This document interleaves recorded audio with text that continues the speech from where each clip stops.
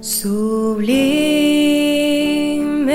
gracia del Señor, que a un infeliz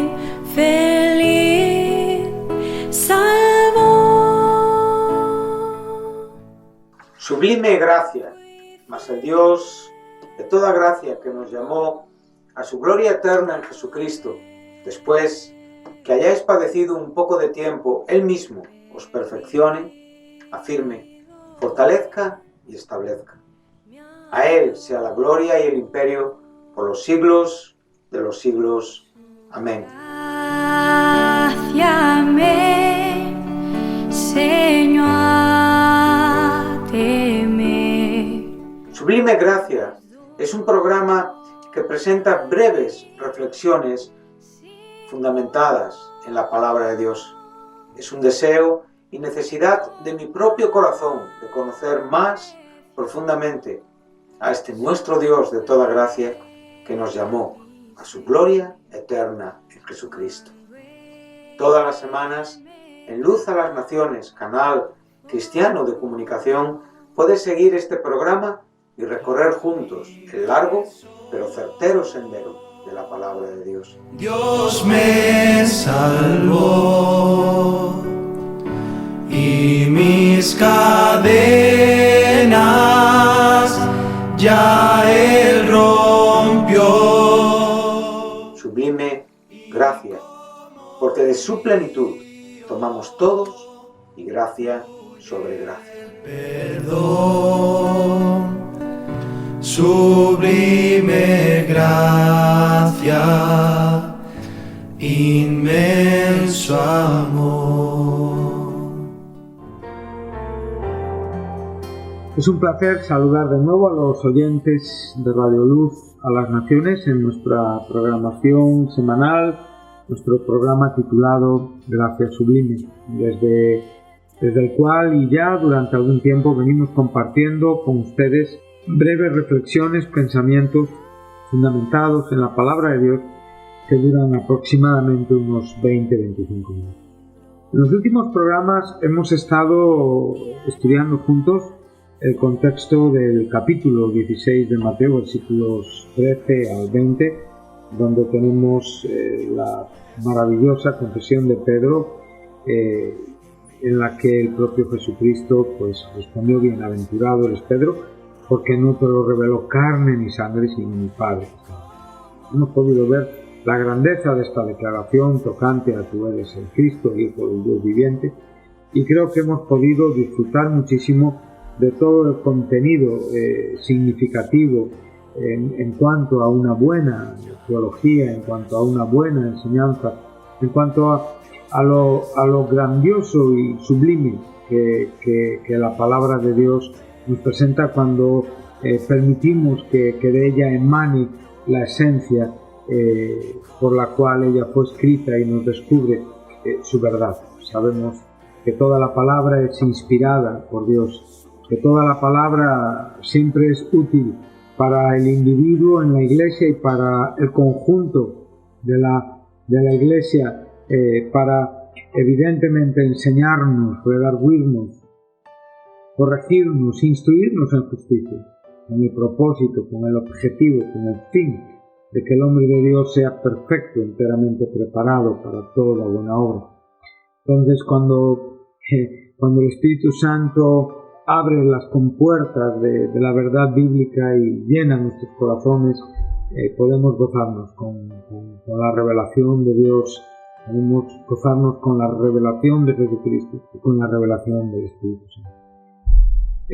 Hemos cerrado una etapa, como he dicho, con los últimos programas, y ahora vamos a abrir una nueva etapa tocante a la presentación de la persona del Espíritu Santo. ¿Quién es el Espíritu Santo? ¿Cuál es su ministerio? ¿Qué nos dice la Biblia acerca del Espíritu Santo? ¿Qué dice el Espíritu Santo acerca de la palabra de Dios, de Cristo, del Padre?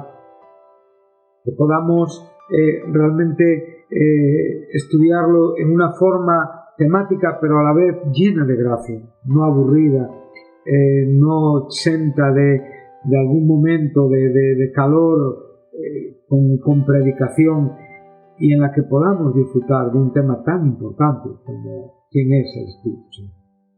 Posiblemente vivimos tiempos en la Iglesia donde se ha descuidado muchísimo la persona del Espíritu Santo. Vivimos tiempos en la Iglesia donde posiblemente el Espíritu Santo no sea más que un poder, no sea más que un estado de ánimo, y realmente estamos hablando de una verdad trascendental, imprescindible, importante.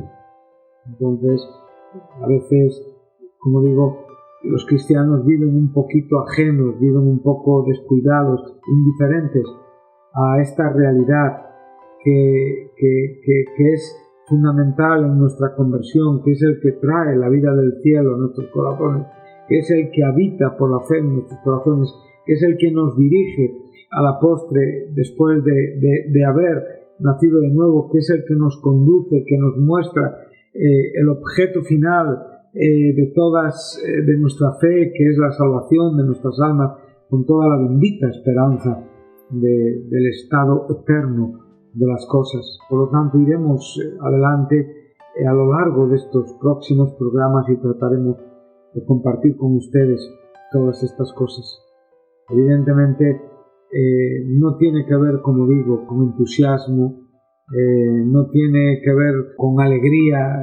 Ya le digo, he estado en muchos lugares donde ha habido mucho entusiasmo y no se ha manifestado el Espíritu Santo, como así he estado en lugares con poco entusiasmo y el Espíritu Santo ha estado presente. Por lo tanto, no tiene que ver con ciertas experiencias humanas, tiene que ver con quién Él es. Él es la tercera persona de la Trinidad de Dios. Él es Dios en todo su conjunto de atributos. Él es una persona con voluntad, inteligencia, sensibilidad, conocimiento, empatía. Él tiene la capacidad de amar, ver, pensar, escuchar, hablar y anhelar al igual que una persona. No necesita un cuerpo. Es evidente que a veces nosotros para identificar o calificar a alguien como una persona tenemos que ver un cuerpo. Bueno, no es el caso. Los santos que han partido con el Señor no necesariamente tienen un cuerpo físico como el nuestro, tampoco tienen su cuerpo glorificado, están esperando la resurrección, pero siguen siendo personas que están en la presencia de Dios, santos que han partido de esta vida. Evidentemente los ángeles tampoco tienen una expresión física, aunque a veces se han manifestado físicamente, pero no por ello dejan de ser personas. Por lo tanto, el asunto de ser espíritu no nos priva ni nos descalifica para ser personas. Evidentemente nosotros, por aptitud, por carácter, tenemos siempre un pensamiento materialista, entonces todo evidentemente lo identificamos por medio de algún asunto material. Pero bueno, como digo, vamos a tratar de abrir un poquito nuestro corazón, agrandar nuestra mente y como dijo el apóstol Pablo a la iglesia de Éfeso, tiene unas palabras maravillosas cuando llegamos al capítulo 3 de la epístola a los Efesios, donde dice claramente, y que seamos plenamente, versículo 18, Efesios 3, versículo 18, seamos plenamente capaces de comprender con todos los santos cuál sea la anchura, la longitud, la profundidad y la altura, y de conocer el amor de Cristo que excede a todo conocimiento, para que seamos llenos de toda la plenitud de Dios. Bueno, es evidente que aquí se nos está hablando de la presencia del Espíritu Santo en nosotros. Él es el que nos hace plenamente capaces. Él es el que nos trae la comprensión, juntamente con los demás hermanos, con todos los santos en la Iglesia, de esta grandeza cuatridimensional del amor de Cristo, anchura, longitud, profundidad y altura, y de conocer ese amor que excede a todo conocimiento, para que seamos llenos de toda la plenitud de Dios. Esto es una obra del Espíritu Santo. Cristo en nosotros es la plenitud de Dios por la persona del Espíritu Santo. Y aquel que es poderoso para hacer todas las cosas mucho más abundantemente de lo que pedimos y entendemos, según el poder que actúa en nosotros. A Él sea la gloria en la Iglesia, en Cristo Jesús, por todas las edades, por los siglos de los siglos. Amén. Bueno, me gustaría introducirme empezando a leer en el Antiguo Testamento. Me gustaría que me acompañaran al capítulo 6 de Deuteronomio y citaremos un texto muy conocido para el pueblo judío. Este contexto es conocido en hebreo como el Shema hebreo. Tiene un mandamiento fundamental e importante.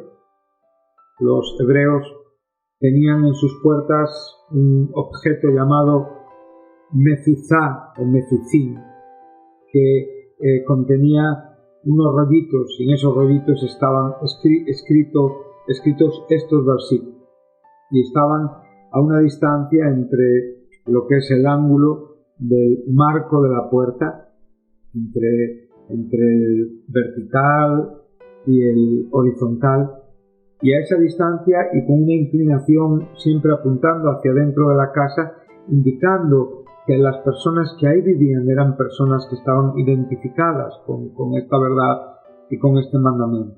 Nos dice así, cuando viene hablando desde el versículo 1, estos pues son los mandamientos, estatutos y decretos que Jehová vuestro Dios mandó que os enseñase, para que los pongáis por obra en la tierra a la cual pasáis vosotros para tomarla, para que temas a Jehová tu Dios, guardando todos sus estatutos y sus mandamientos que yo te mando, tú, tu hijo y el hijo de tu hijo, todos los días de tu vida, para que tus días sean prolongados. Es maravilloso ver cómo realmente el conocimiento de Dios tiene un efecto en la propia herencia generacional. Dios no solamente está llamando a un hombre o a unos hombres, sino realmente está pensando en esos hombres, en sus hijos y en los hijos de los hijos. Cuando el Señor llama a alguien en el mundo con un propósito, siempre la visión es prolongada, siempre realmente tiene que ver con que el corazón del hombre a quien Él está comisionando y llamando va a ser un hombre comprometido con Dios. Esta misma idea la tenemos en el capítulo 18 de Génesis, cuando realmente hay una promesa del nacimiento de Isaac, y en el contexto a partir del versículo 16 vemos a Abraham intercediendo por Sodoma. Y el pensamiento de Dios es esto, dice: encubriré yo a Abraham lo que voy a hacer tocante a revelar el propósito de Dios para con esta tierra tan pecaminosa donde estaba ahí su sobrino Lot, a quien realmente el propio Dios lo rescató. Y bueno, no es ahora mismo el momento de ponernos a explicar esta historia, sino que ocuparíamos todo nuestro programa. Estamos hablando de que Abraham intercede por Sodoma. Sabemos que Sodoma va a ser destruida juntamente con Gomorra, y sabemos que Lot fue rescatado por los ángeles. Sabemos que su mujer quedó convertida en estatua de piedra y él pudo huir con sus hijas, ¿sí?, y subir a Zoar, donde él pidió. No era tanto la voluntad de Dios, y sabemos que ahí en ese lugar pues hubo esa relación terrible de Lot con sus hijas, quienes concibieron y fue padre, y ellas fueron madres de Moab y de Amón, países que fueron siempre contrarios evidentemente al pueblo de Dios, países idólatras y desconocedores del Dios Santo. Entonces dice: habiendo de ser Abraham una nación grande y fuerte, habiendo de ser benditas en él todas las naciones de la tierra. Y ahora dice el verso 19: porque yo sé que mandará a sus hijos y a su casa después de sí, que guarden el camino de Jehová, haciendo justicia y juicio, para que haga venir Jehová sobre Abraham lo que ha hablado acerca de él. Bueno, tenemos la misma idea, ¿sí? Tenemos aquí el mismo significado en lo que hemos leído en Deuteronomio que en lo que hemos visto en Génesis 19. Entonces vemos que en el verso 3 dice: oye pues, oh Israel, y cuida de ponerlos por obra para que te vaya bien en la tierra que fluye leche y miel, y os multipliquéis como te ha dicho Jehová, el Dios de tus padres. Y ahora vamos al versículo que es objeto de nuestra introducción a esta nueva serie de programas acerca del Espíritu Santo. Oye Israel, Jehová nuestro Dios, Jehová uno es, ¿sí? Y amarás a Jehová tu Dios de todo tu corazón y de toda tu alma y con todas tus fuerzas. Y estas palabras que yo te mando hoy estarán sobre tu corazón y las repetirás a tus hijos y hablarás de ellas estando en tu casa y andando por el camino y al acostarte y cuando te levantes, y las atarás como una señal en tu mano y estarán como frontales entre tus ojos, y las escribirás en los postes de tu casa y en tus puertas. Aquí tenemos el mezuzá, el objeto del cual os he mencionado, os he hablado antes. Bueno, podemos observar que la gran verdad que aquí se nos presenta es: oye Israel, Jehová nuestro Dios, sí, Jehová uno es. Aquí tenemos el nombre de Jehová, el autoexistente, aquel que es la autorrevelación en sí mismo, aquel nombre maravilloso, profundo, aquel nombre del que deriva de Yahweh, ¿sí? Que es ese tetragramón, ¿sí? Ese nombre que consta de 4 consonantes que los judíos post-exílicos tenían temor de pronunciar este nombre y cambiaron este nombre por el de Adonai, que en hebreo significa Señor. Podemos ver que en esta declaración de la unidad de Dios en relación con los pueblos, en relación con el mundo donde el pueblo escogido de Dios tenía que vivir, evidentemente a diferencia del resto de los pueblos, Israel era un pueblo monoteísta, era un pueblo que creía en un solo Dios. Todo lo que rodeaba a Israel era politeístas, eran culturas idólatras que adoraban a dioses que en algunos casos estaban relacionados aún con la propia creación, el sol, la luna, las estrellas, adoraban animales, adoraban todo tipo de cosas que las presentaban por medio de esculturas, y podríamos evidentemente hablar muchísimo acerca de esto y también de lo triste que contemplamos cuando el propio pueblo de Dios, en el propio registro, ahí al fin de la vida de Salomón, ya podemos ver un pueblo idólatra, ya podemos ver un rey que realmente sucumbe a la idolatría, introduce dioses de las mujeres extranjeras con las que él se casó, mujeres de Moab, de Amón, de Edom, de Sidón, mujeres eteas, la actual Turquía, y podemos ver claramente cómo al final del segundo libro de Reyes, por el capítulo 23, hay más de 15 dioses que este pueblo, el pueblo judío, adora, sabiendo el mandamiento maravilloso de: oye Israel, Jehová tu Dios uno es. Bueno, este amarás a Jehová tu Dios de todo corazón es el mandamiento que Cristo expresa en Mateo 22, versículo 37. A él le preguntaron cuál era el mandamiento más importante, cuál era el gran mandamiento, ¿sí? Nosotros sabemos por el propio registro de Éxodo que el primer mandamiento de la ley de Dios es: no tendrás dioses ajenos delante de mí, y no te harás imagen. Este es el segundo mandamiento: ni semejanza de lo que está arriba en el cielo, ni abajo en la tierra, ni en las aguas debajo de la tierra, ni te inclinarás a él. Pero cuando a Jesús le preguntaron acerca de cuál era el principal y el gran mandamiento, él no citó el decálogo de Moisés, él citó el Shema hebreo, citó los versículos que están representados en este capítulo 6 de Deuteronomio. Entonces aquí nos encontramos que él respondió: el primer y gran mandamiento es amar a Jehová tu Dios de todo tu corazón, de toda tu alma y con todas tus fuerzas. Y dice, y el segundo es semejante al primero, pero no está incluido en el primero, es una consecuencia del primero: amarás al prójimo como a ti mismo. Por lo tanto, Jesús, su respuesta fue el Semá hebreo, no fue el decálogo, no fue la ley que Moisés recibió en el monte Sinaí.